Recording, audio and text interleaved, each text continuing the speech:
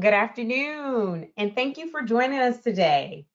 My name is Chandra M. Champion, NWA's Conference and Events Senior Manager. Welcome to today's NWA Summer Communications webinar series entitled Social Media Increasing Engagement on Agency Platforms. The National WIC Association provides its members with tools and leadership to expand and sustain effective nutrition services for mothers and young children. Our vision is a nation of healthier women, children, and their families.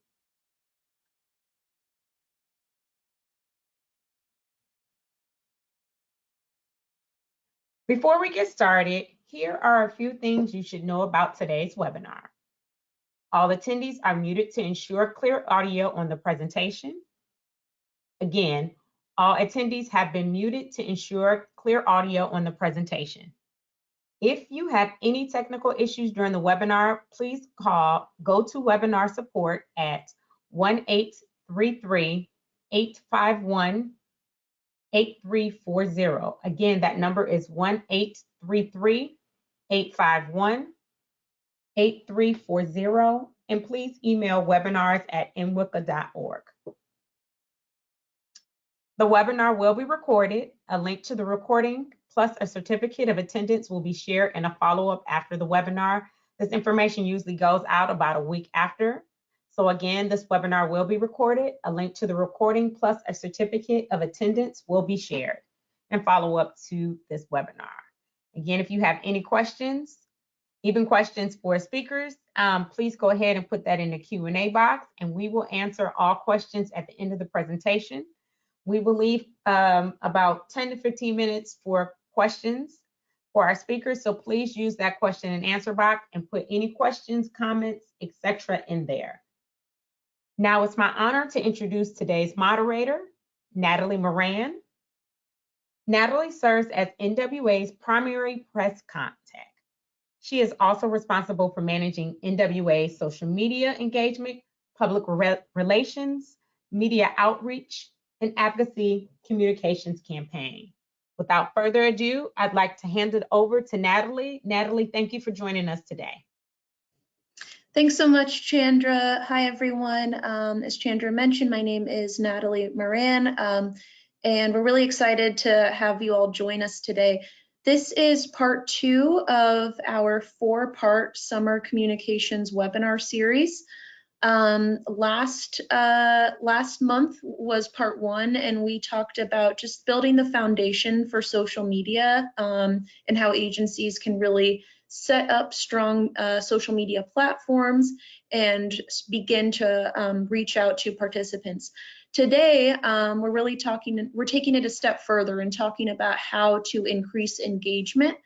And so we have our staff social media expert. Even though it says in my bio that I do social media engagement, really that is all Whitney. So I will pass it over to my colleague Whitney Carlson, our marketing communications manager. Hi everybody, it's so good to be here with you all today. I'm excited to talk about social media. It's kind of the thing that started my career in the first place. So I started out as an intern at the Chicago Tribune. I was trying to figure out what I wanted to do with my life, and I was a journalism student, but I didn't really want to be a reporter and I didn't really want to be an editor. So I went into social media because it's kind of the best of both worlds. I got to write, but I also got to edit and make sure our messaging was clear and concise and effective. So that's kind of what started my love of social media.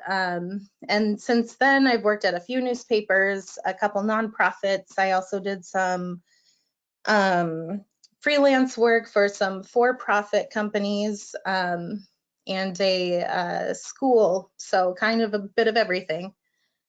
And today we're talking about social media engagement. So that's one of the kind of social media buzzwords that people throw around when they're talking about measuring your social media's effectiveness. If they ever talk about analytics and things like that, this is one of the things that they're talking about. So social media engagement is how people interact with you. So without engagement, social media is just media. Back in the day when social media first kind of started, it was really about talking with your friends and being social online. And over the last year and a half, we've all kind of been doing that more and more, being friends and having relationships virtually. And that's exactly what social is. So social media engagement, it measures how people interact with your platform, with your account, and with the content that you share. So engagement, it's an important measurement for all of your social media accounts, but it will look a little different on each, depending on what platform you're on. So if you're on Facebook, it might be a like, but if you're on Twitter, it might be a favorite. But engagements can include anything that is engaging with your audience. So comments, messages, shares, retweets. Anytime someone sends your post to their sister, anytime they watch your video, anytime they click through to your website, that's an engagement. And engagement really measures just how effective your content is and what people really enjoy about what you're posting. So this is kind of, I mean, depending on if you're a math person or not, this might be fun for you, not for everyone. But engagement rate is how many times people interacted with your content in relation to the total of times people saw it. And I included in here some links to ways to measure that. So you can go on later and click through and measure your engagement rates for your various platforms. And then the second link on this page shows like what the ideal engagement rate is based on each platform, because it's all a little different. But basically, it's just a way of measuring how many people are interacting with you based on how many people saw it. So we're talking about engagement, but why the heck is it important? It's a great way to measure what content resonates with your audience, and not just what type of content, whether that's a link to a website or a video or a photo, but also the topics in which you're talking about and the way in which you're talking about it. So everything from voice to what you're posting to how often you're posting, that all affects your engagement. Increasing engagement also leads to better marketing reach, better brand awareness, or greater brand awareness, and an improved return on investment. Because when more people see and interact with your content, it's going to broaden the reach of your posts. And so the more people interact, the more people will see it. And especially with WIC staff, we know you don't have unlimited time or resources. You have a lot going on all the time. So tracking your engagement will help save you time because it's focusing on what's working and then just sticking with that.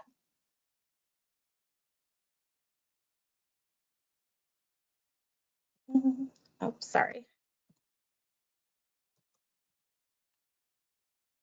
So talking about engagement and algorithms.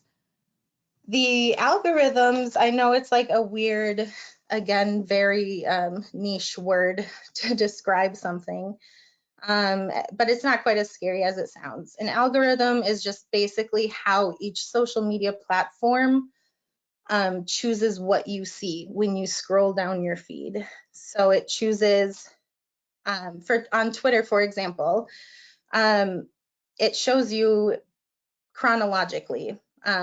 I mean, it's changed a bit over the last few years, but That's why Twitter was such a big thing at first, is because it showed you things in chronological order. Facebook, on the other hand, shows you things that they think you will like, and things that your family and friends liked. So that's what they think, that, oh, well, your sister's interested, so you might be too. Same on Instagram. The accounts that you interact with, and the type of content that they post is what you're going to see first when you pull up Instagram. The first photos that you see are going to be from the accounts that you interact with the most, because they know you like it and they want you to stay on their platform as long as possible. So they're going to show you the things that they think will keep you there. So talking more about engagement and algorithms, it affects the visibility of your content. So like I said earlier, the more people interact with your posts, the more likely it is that your post will show up in their newsfeed. And that is just kind of generally for all social media platforms. And then when people engage with you, the platform will show your content to that person's friends, which increases your reach. And again, as we talked about earlier, even more benefits of brand awareness. So we talked about what engagement is, why it's important, how to measure it. So here's how to actually do that, to put all of this into something that you can strategize and plan. So the important things about having a strategy to increase your engagement is having a consistent voice on your platform, knowing your audience, knowing your platform, knowing your analytics, and creating quality content. So that first one, when I say have a consistent voice, it depends on your platform. So for example, when I worked at the Chicago Tribune, it skewed a bit older, our audience did. Not many young people were picking up an actual newspaper. So our Facebook account was relatively formal with how we spoke, the words we used.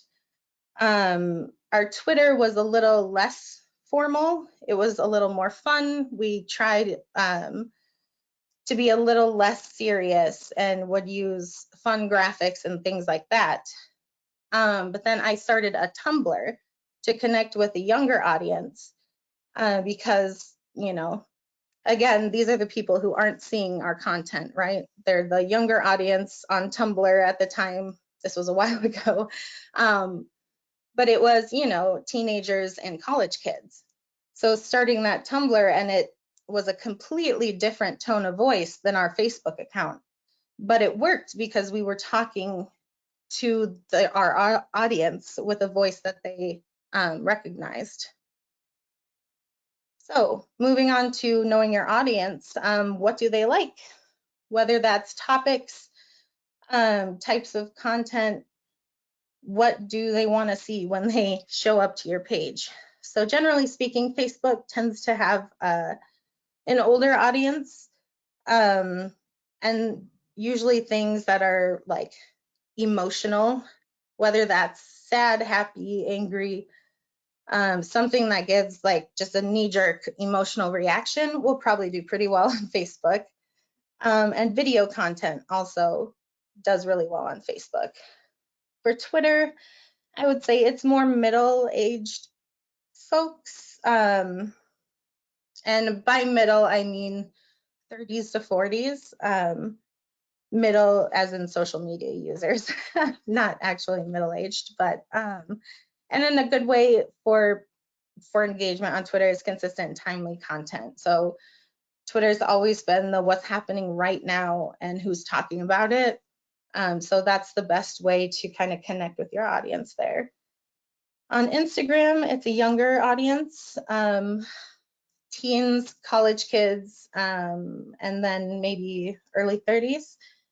And things that do well there are quality content. So like high quality photos and videos and graphics, and things that kind of let them into your life or your business.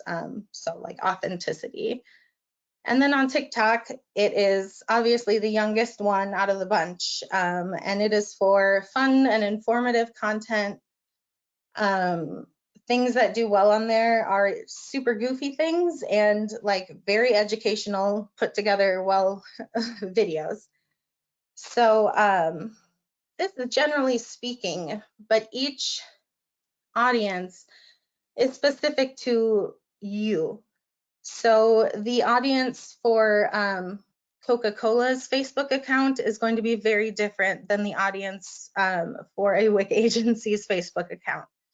So getting to know your specific audience, all of these things are great to know generally, but get to know your audience, what kind of topics of conversation they're interested in, what kinds of posts really get them excited, and then go from there. So getting to know the platforms just a little bit deeper. Facebook's algorithm prioritizes videos and shares. So if you post a video, it's going to get preferential treatment when Facebook is deciding who should see it. And then if your post has a lot of shares, if people send it to their friends a lot, that's also going to get preferential treatment. Live video always does great on Facebook. People love to see what's happening right now in your world, whether that's like a live panel, a webinar, just a discussion, a Q&A, anything like that. Just like a behind the scenes, it's another authenticity moment where it's you sharing live with your audience and connecting with them in real time. And then again, another way to increase your engagement on Facebook is to respond to your comments and DMs. I think this is very much a missed opportunity for a lot of companies. So if someone asks a question in your comments of a post that you made, answer it. If someone even just said something, a statement, agree with them, or say thanks for sharing your thoughts with us. Like, we love hearing what you think. Any way to engage with your audience and the people who are interacting with you. And I mean, it goes back to what social is all about in the first place. So moving on to Twitter, use images.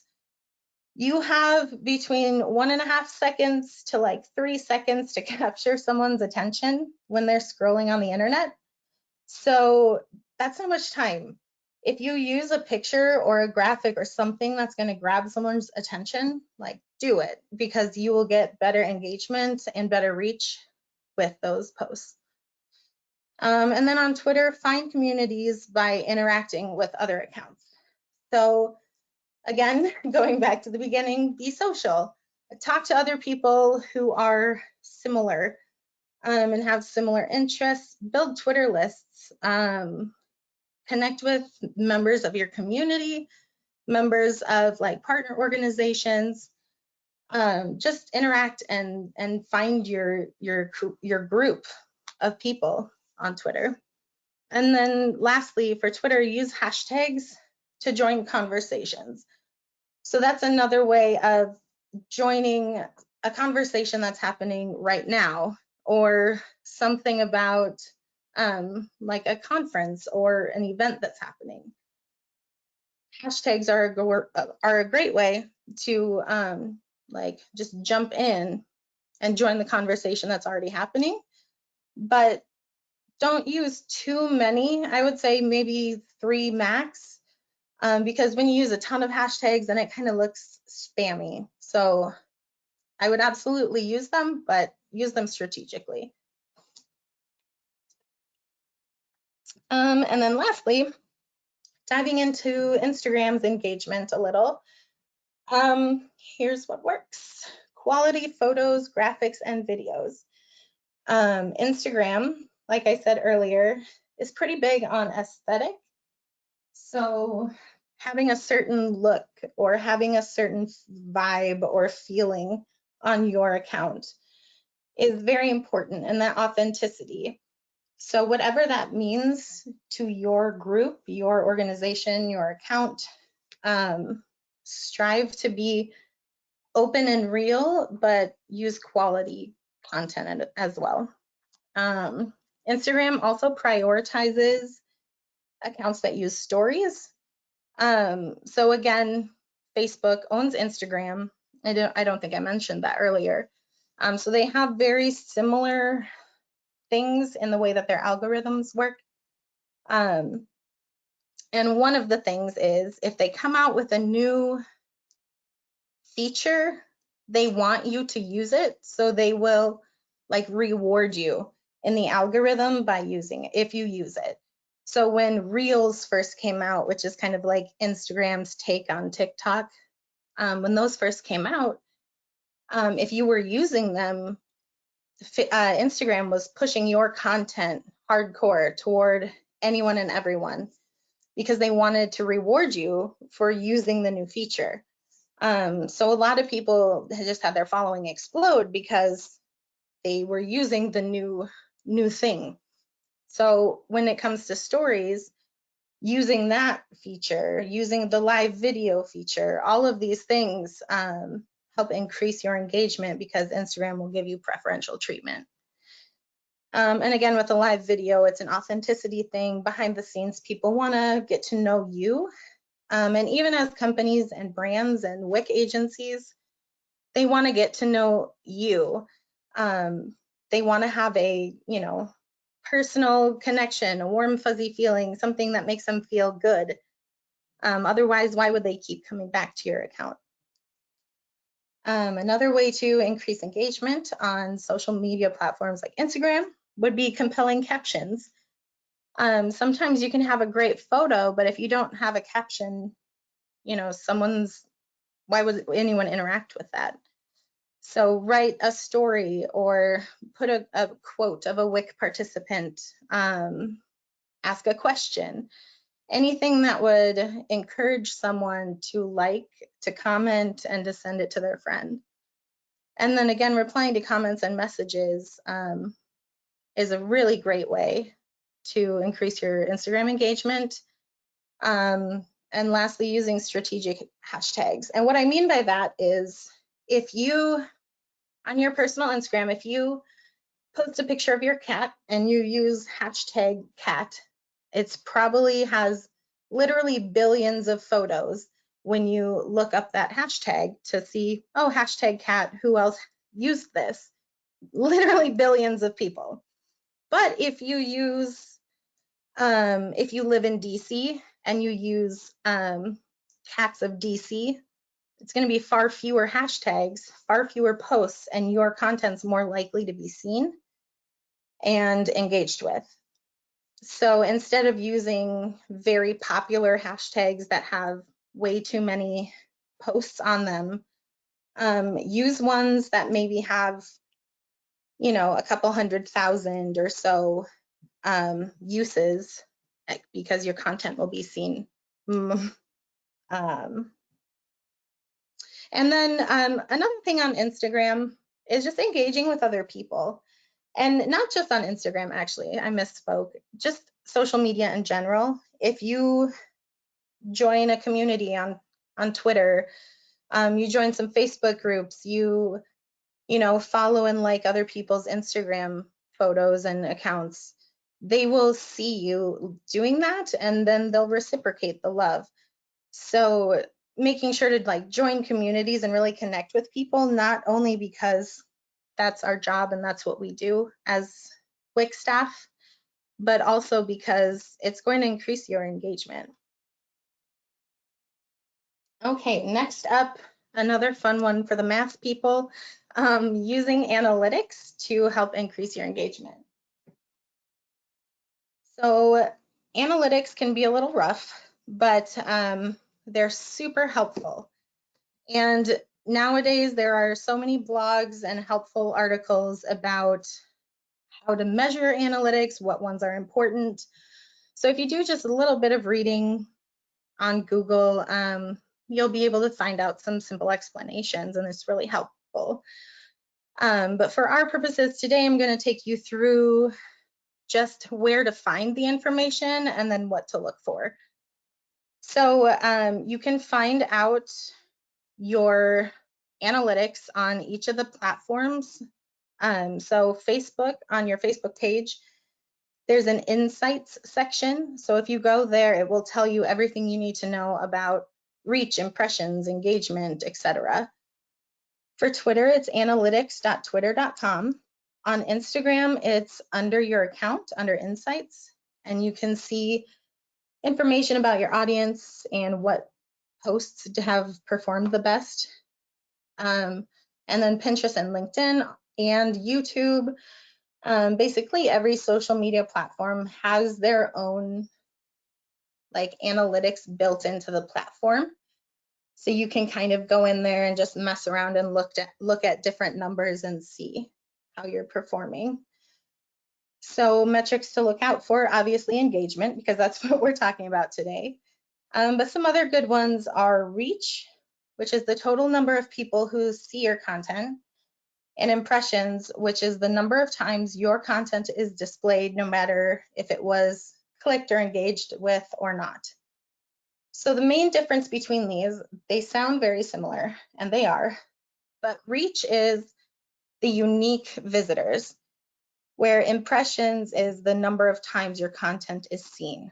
So I could see the same ad on Facebook 7 times, but I would only count as 1 reach, but I would count as 7 impressions. So that's kind of just a little explainer. And again, if you want to dive deeper, feel free to email me. I have my email listed at the end of this presentation, and then also tons of great blogs and articles online. Oh, and also if your WIC agency has Hootsuite or Buffer or Sprout, some of those platforms can do like analytics on like a larger scale. So instead of doing them all individually, I know like on Sprout Social, they will just run all of the analytics for you on all of the different platforms, so you don't have to go through and do them all individually. Okay, so next up is knowing your peak posting times. There is no magic time of day or hour that to post to social media, but there is a way to post strategically, and that is to do it when the highest number of your audience is currently on that platform. So it's super easy to figure out your peak posting time on Facebook and Instagram in particular. I kind of go through a little bit here, but on Facebook, if you go under page insights to the overview section and then click on post engagement, it will show you the times of day where your audience is online. Sorry, I'm like picturing the graph in my head as I'm trying to describe it. But one key thing to remember here is that the times are in Pacific time. So for us on the East Coast, it says that our peak posting time is 6 p.m., but that's actually 9 p.m. Eastern for Facebook. And then on Instagram, you can do the same thing under the insights, go to your audience section, scroll down, and it will show you your most active times. And it will say like on Wednesdays, it's a bar chart, and you see like between these hours is the best time to post because that's when most people are online. So just another strategic way to think about it, which good social media accounts have strategy, and that's why they do so well. I think a lot of people think that, oh, it's social media, you just throw whatever you want up there. But in order to really perform well and to make sure you're getting the most out of the work that you put in, it's really important to be strategic. Okay, so the last and best way to increase your engagement is to create great content. People, you can be as, post at the time when most people are online. You can use all kinds of hashtags. You can do whatever you want, but if what you're posting isn't getting people's attention, it doesn't matter. And the best way to increase your engagement is to have high quality content that grabs someone's attention. It's interesting, it's educational, it's entertaining, inspirational, and it makes you feel something. So let's talk about content. Basic types would be photos, videos, graphics, images, like a photo gallery, links to a website, and stories. So obviously we've been talking about video a lot, and that is definitely the most popular and the best for engagement, and it's favored in algorithms. People love watching videos, and they share them. They're really great for engagement. But on videos, the shorter is better for social. So usually like 15 to 30 seconds is pretty optimal. And the longer you go, generally, the fewer people who are going to watch it. And because shorter is more effective, it's important to really grab their attention within like the first couple seconds. Photos and images. We talked about high quality images that grab someone's attention. So if that's a photo, think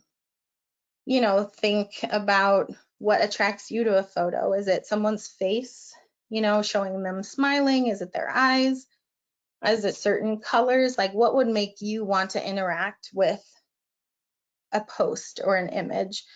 And then for graphics as well, is it pleasing to the eye? Is it colorful? Is it grab my attention? And then with galleries and carousels, it's great for engagement because there's multiple things to do within the same post. So a singular post could have, 7 images or videos, and you're scrolling through, engaging with all of it. And that's going to keep them coming back because it encourages their audience to interact with the carousel. Another type of content is website links. So this is if you wanted to share an article from a newspaper or a link to a blog post on your own website. Whenever you do that, make sure that your link populates with an image. And it's not blank or it's not just a simple logo, but an image that is also going to capture someone's attention because, again, we are very visual people, especially now in this virtual day and age. So getting that visual attention first, and then they'll read the headline. But few people read the headline before they look at the picture. And then lastly, using stories, right? The social media platforms want you to use all of their special features. So even if that's as simple as sharing your Instagram post to your own story, you're still using stories. But stories are also a way to get that authenticity with your audience, to show like a genuine behind the scenes, because where your feed is a little more stylized perhaps, or giving a certain aesthetic, your stories can be more like real life behind the scenes. And I know this kind of stuff is really scary for a lot of people, especially if you don't have any like formal training. But don't worry, there are so many things to help you create videos and graphics. So Animoto is a free video creation tool. Canva is my personal favorite. It's a great place to make graphics for social media, but also even presentations and like invites to events and things like that as well. So Canva is definitely one of my favorites, and they offer you quite a bit for being free. Adobe, not necessarily free, but that's where Illustrator and Photoshop and Lightroom are. And then Snappa again is another one where you can create graphics. And then images again are a big issue because I'm sure very few WIC agencies have a full-time photographer walking around. So Here are a couple options. Pexels and Unsplash are two just generic free stock image sites. The Gender Spectrum Collection is for people of all across the gender spectrum. The Breastfeeding Support Image Gallery is from USBC, and then the CDC also has a public health image library. And all of those are linked, so when you get the presentation, you can go check those out. All right, so creating content. I know it sounds like a lot and it seems really stressful, but it should be fun.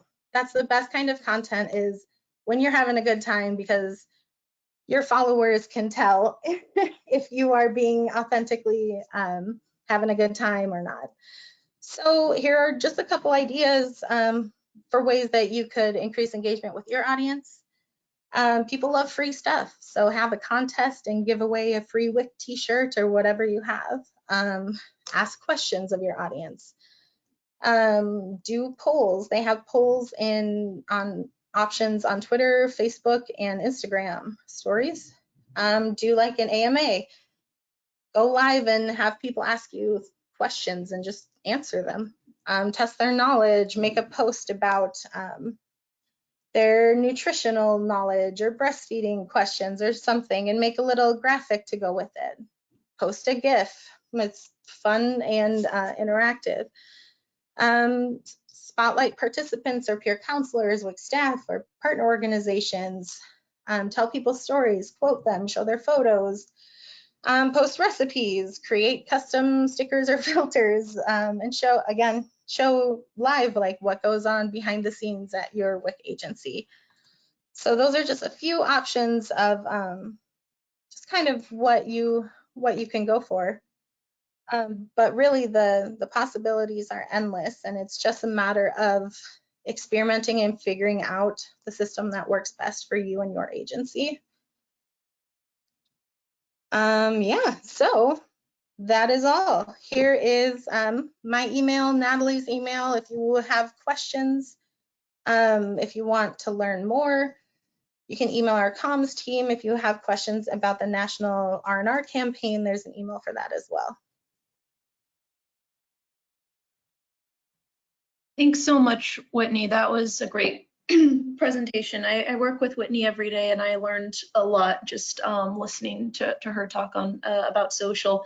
And before we transition into the Q&A, I wanted to let you all know that we do have 2 more parts to this series. One will be in July and the last one in August. And we haven't settled on topics for those. So if you have any ideas for topics related to communications or social media, please do put those ideas in the chat.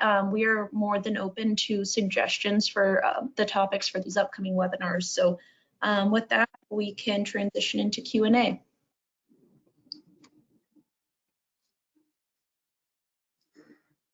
Hi, everyone. Go ahead. This is Chandra. So here's our first question. Can you please explain again where to find the best time of day for posting on Facebook? Yes, it is under Page Insights. If you go to your page and you're an admin, I should have specified that you must be like be able to post as the page in order to get to the analytics. You can't just go on any random Facebook page and find their analytics. So on your page, go to Page Insights, and then it would be the overview, and then page engagements or post engagements, but it's the engagements part. And then at the very top of that screen, it will show you a little graph where your audience is. And Whitney, this is Chandra. I hate to do this to you. Is it possible you can share your screen and show us this? Okay, thank you. Yeah, that makes way more sense. And while you're doing that, Whitney, To the audience, if you all could submit your questions for Whitney to answer, this is really a great opportunity while you have her on the line to pick her brain. So please do submit questions. Okay. So great. So here's NWA's Facebook page, for example. Over here on the left side, you'll have all of these things that you can do. And insights is where you want to go. So it'll take you to the page insights. And you can dive deeper into anything like your followers, your reach, etc. But for this purpose, we want to be in the overview. So scroll down a little bit, and then this part right here that says post engagement, that's the one you want to click on.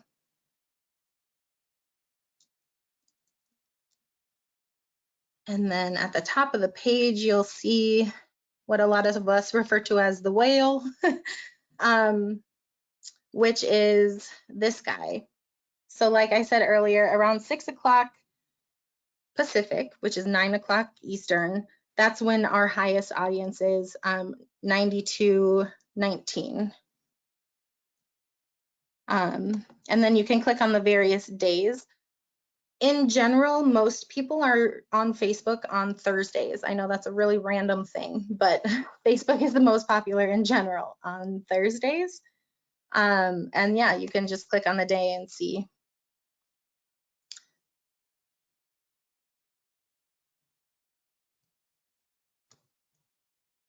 Cool. Thanks, Whitney. Yeah. Okay, more detail about, actually, let me click on this. Can you provide more detail about how to create content, more on how to do it as we're starting from scratch? Yeah, so I would use, I'm going to share my screen again, Chandra, if that's okay with you. Okay. Yeah. So I'm just going to pull up Canva really quickly, and I hope this answers your question, because I know, like, I didn't go to school for graphic design. So when I started doing this stuff, it was very stressful because I just felt like I didn't have enough knowledge on it. But this is Canva, and Canva makes things very, very easy.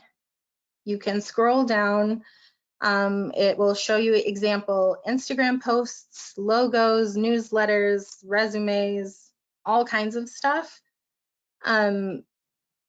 But all kinds of stories, posts, even like if you want a Facebook header image, and then you can go in and edit it.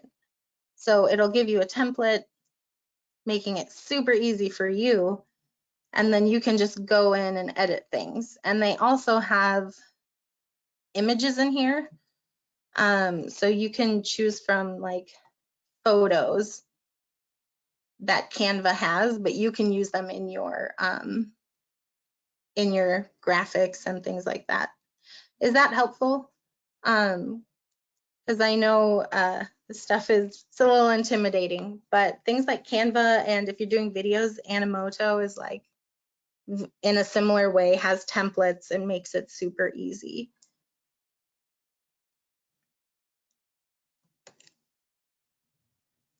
Thank you. I have to start using Canva myself. So I appreciate you sharing that. It's so great. It's my favorite. I use it even from like my personal life. Like I use it for everything. Yeah, that completely makes sense. Okay. What's the first step in setting up a WIC local agency Facebook? Do posts need to be approved by staff first? So that is a really great question. And I'm going to give you a very disappointing answer in that it depends on your agency and your state.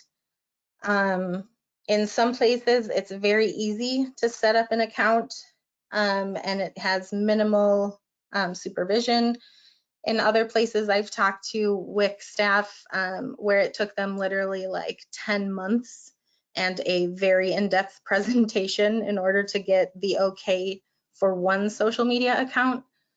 So unfortunately, it really depends on your state. But I would ask ask around your office. And so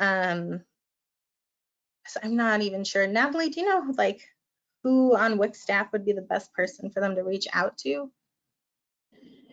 Yeah, so I think local agencies will probably have some more flexibility in this area than state agencies, is my understanding. Okay.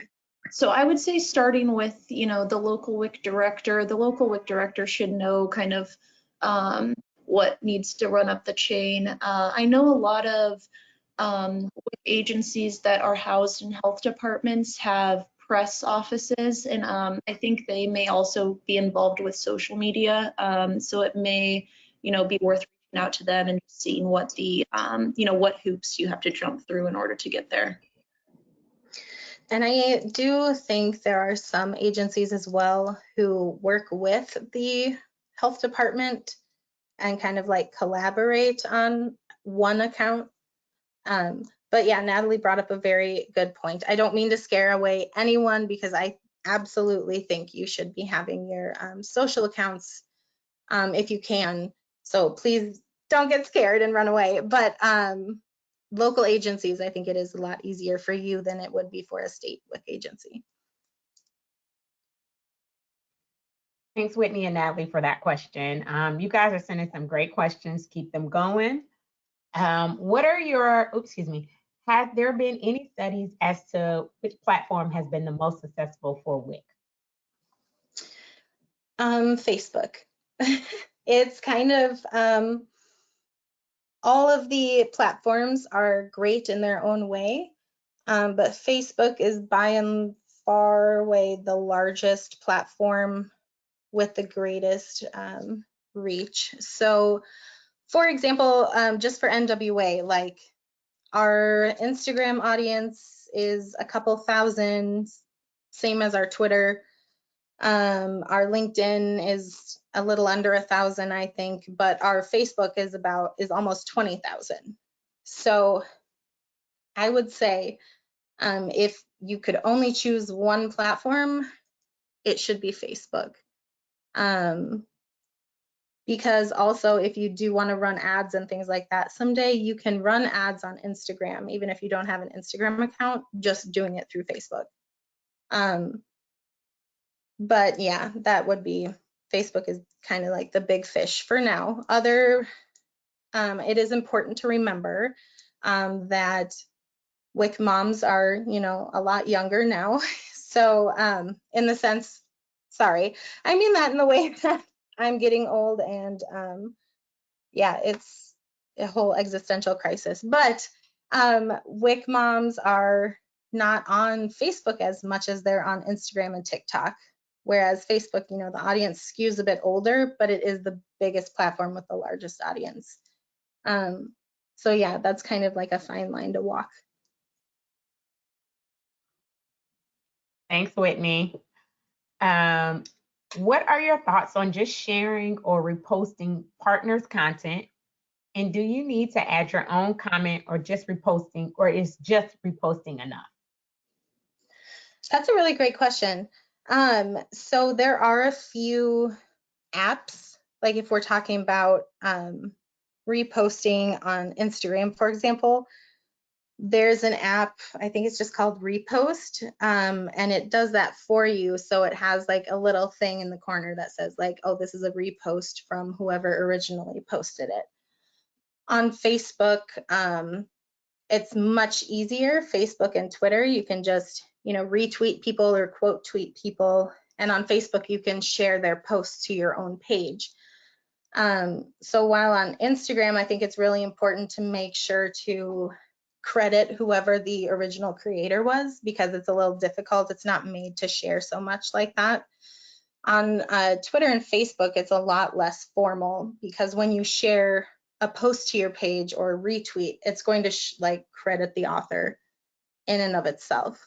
And that's another great way to broaden your reach, is by interacting with other pages and things like that. So definitely all on board for sharing other people's content. But again, going back to one of the previous questions, making sure that it's okay with, that it would get approved, and not just sharing any willy-nilly random comment, because that can get you in a little bit of trouble too. So just being a little careful there, but absolutely should join the conversation with other accounts. Okay, thank you. So we've gotten quite a few questions about using Canva with all social media platforms.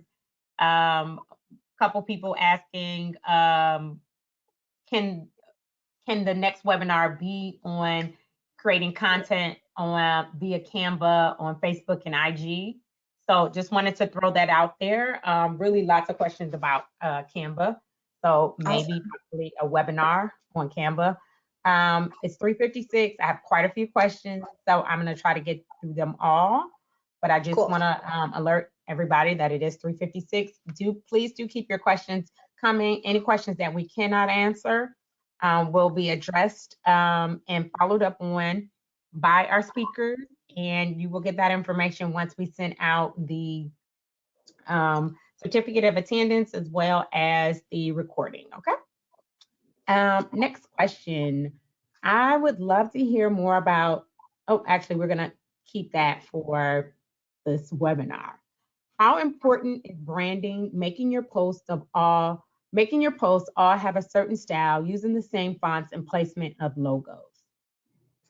I would say that's very important, which is why one of the reasons we started the campaign is to make sure if you move, WIC still looks the same.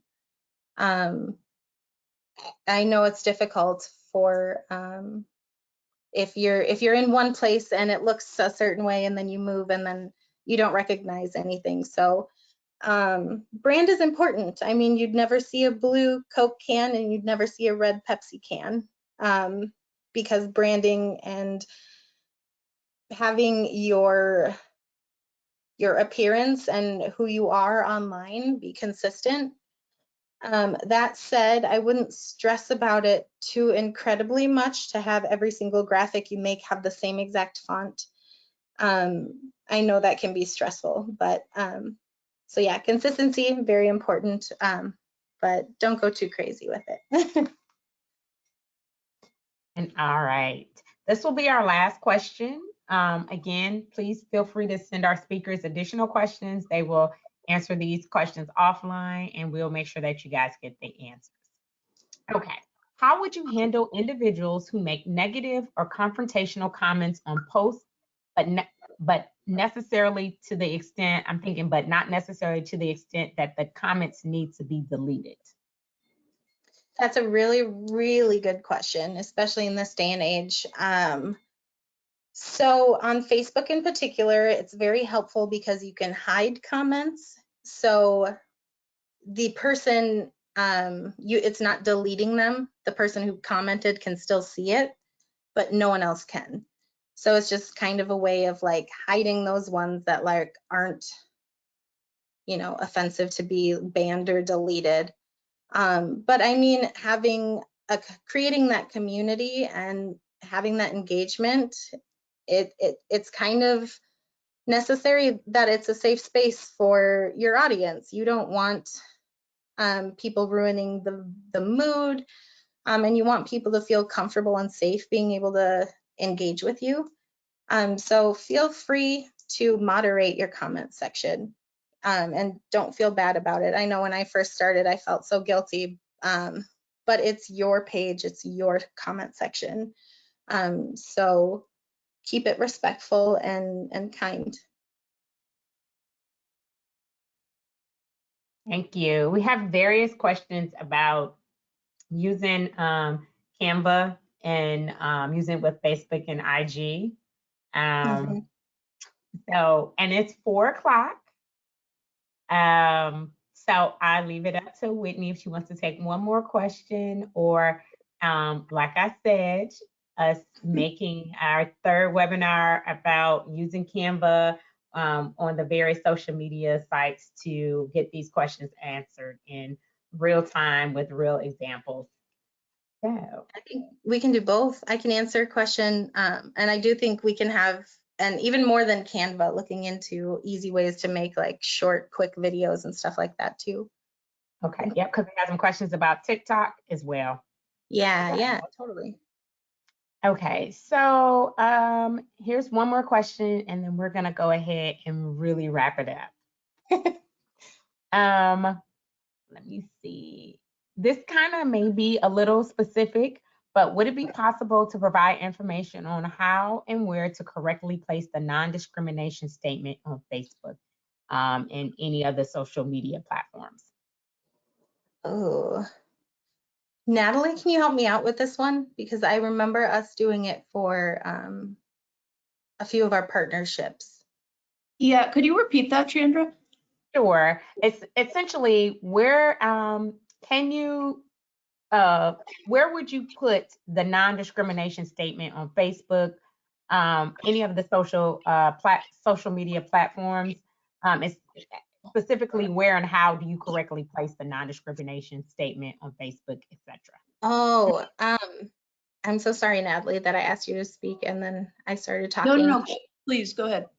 Okay, so for example, with the campaign, all of the, or most of the posts that we have send people to signupwic.com. That's the goal with the campaign, is to send people there so they can make an appointment with their agency.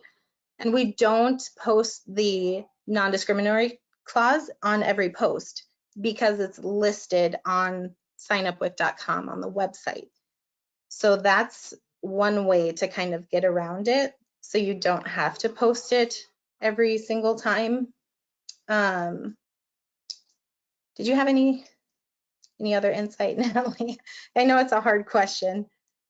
Yeah, I mean, I think, yeah, just taking advantage of like the bio sections on the different platforms. I mean, obviously it's easier to do that on Facebook.